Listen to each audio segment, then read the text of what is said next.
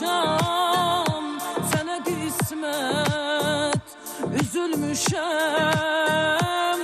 Geleceksen o gün ama məncə mən olmayacağım.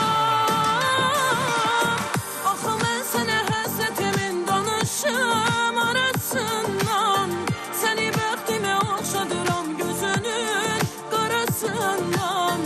Oyanıb səni gözləyirəm gecənin yarısından. Ama hamı deyir ki o gelmeyecek.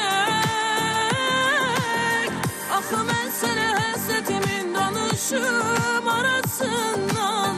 Səni bəxtimə oxşadıram gözünün qarasından. Oyanıb səni gözləyirəm gecənin yarısından. Ama hamı deyir ki o gelmeyecek.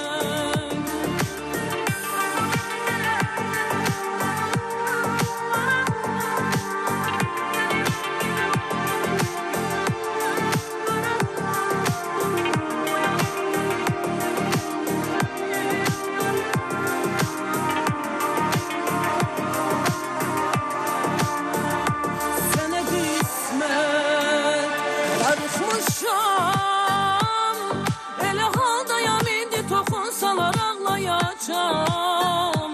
Sənə qismət üzülmüşəm. Gələcəksən o gün ama məncə mən olmayacağım.